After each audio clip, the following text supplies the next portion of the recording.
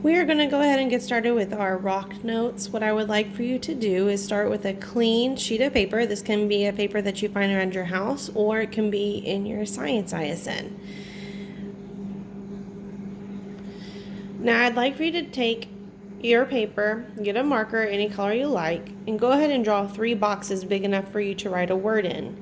We're going to start doing our notes about the rock cycle together. So you notice my boxes are spread out. You're going to go ahead and draw your boxes. Pause the video while you do that.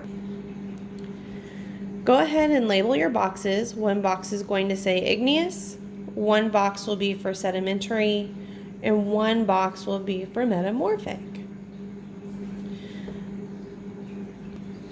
Now choose a color of arrows to be for your igneous rock. Draw 3 arrows like I have pointing to your igneous box. We're going to talk about how igneous rocks are formed. Go ahead and pause your video while you draw your arrows. Igneous comes from a term meaning fire. Igneous rocks are formed when a molten rock cools. So if a rock melts and cools, it becomes igneous rock. This can happen inside Earth's crust. When this does, magma cools slowly. And when it does that, it creates crystals. So igneous rocks that cool slowly beneath Earth's surface create larger crystals. An example of this is granite. The longer it takes for magma to cool into a rock, the larger the crystals are. But sometimes we know that magma comes out as lava, and when lava comes out, it cools a lot quicker. And as it cools, it can be a glassy texture like obsidian, or it might be a fine texture like basalt. Sometimes you'll have lava shoot up in the air, and as it falls to earth, it's cooling and gas is escaping.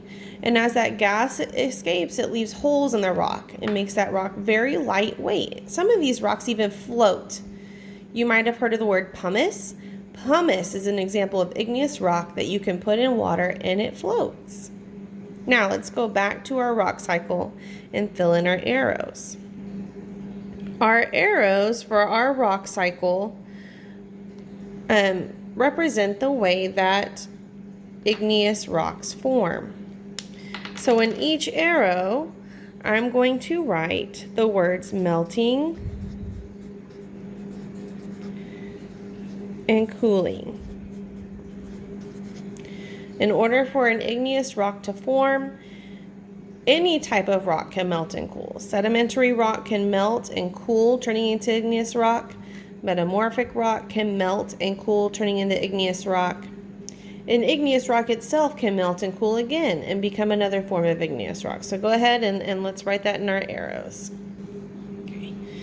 So you want your rock cycle notes to look like mine before you move on. Make sure that you have 3 arrows going to igneous and they're all labeled melting and cooling. I have color coded mine. Now what we're going to do is we are going to draw arrows going to the sedimentary rock, and I'm going to choose a color. I'm going to choose purple because that's what I wrote, sedimentary, and you pick a color that you want. So I have drawn my 3 arrows. Make sure that you've got your arrows coming to your sedimentary box.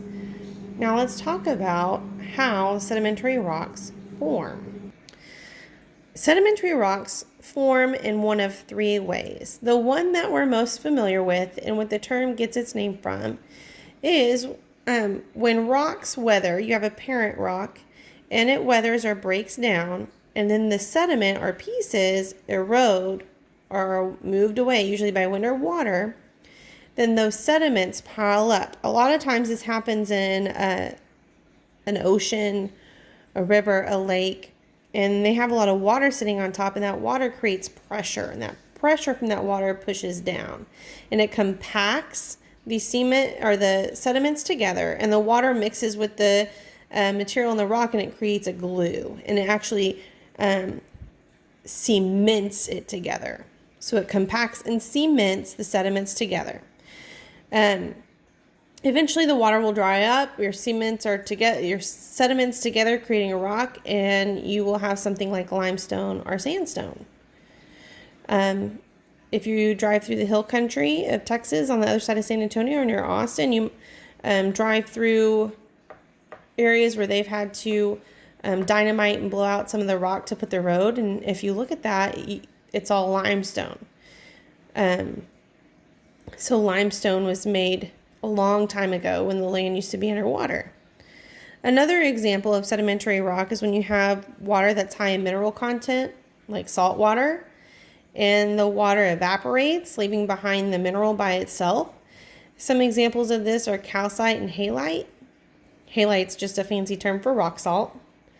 And then sometimes an animal will die and sediment eventually takes its place and we get fossils. Coal is another example of this type of sedimentary rock. But the main type of rock we're going to focus on for sedimentary is basically when sedimentary is weathered and erodes away and then cemented and compacted together. So let's go back to our rock cycle. So in our arrows, we have a lot of information to fit in. So we have weathering, erosion, and then we have compaction. That's when the sediments push together, and cementation. That's when it's glued together. So go ahead and write that for all three arrows: weathering, erosion, compaction, and cementation.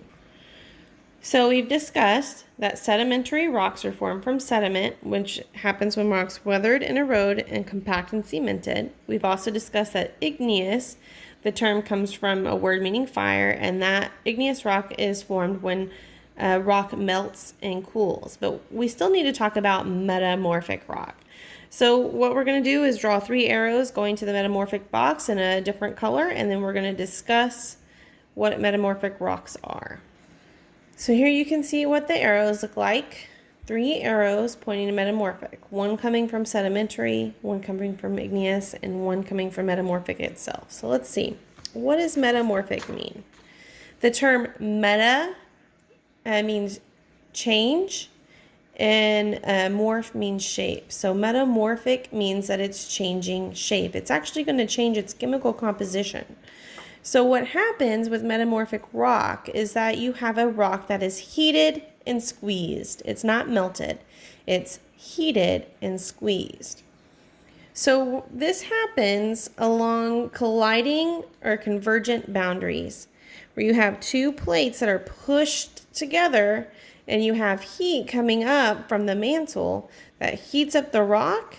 And while it's being squeezed, the chemical composition changes just a little bit, and you get metamorphic rock, kind of like making a grilled cheese. You put your butter on your bread and your cheese in the middle, and maybe you put you have it in a panini press, or you push it down on the griddle with your spatula and the cheese melts, and it's a little bit different coming out than it was going in.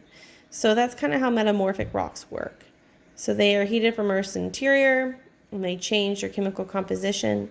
Some examples of these are gneiss, a gneiss rock. It's formed when things like granite are heated and squeezed. And another example is marble. Marble is formed when limestone is heated and squeezed. So for metamorphic rock, in our rock cycle, in our arrows, we're going to write the term heated and squeezed. So go ahead and write that in all three arrows. So you've written heated and squeezed in all three of your arrows that are pointing to metamorphic rock. Now what I'd like for you to do is label the center of this the rock cycle.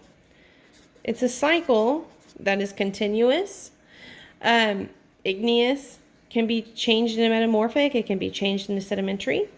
Sedimentary can be changed into metamorphic. It can be changed into sedimentary again, or it can be changed into igneous. This is a cycle that is continuous. It just depends on what process the rock goes through is to determine what type of rock it turns into be. So that is the rock cycle notes. If you have any questions, let us know.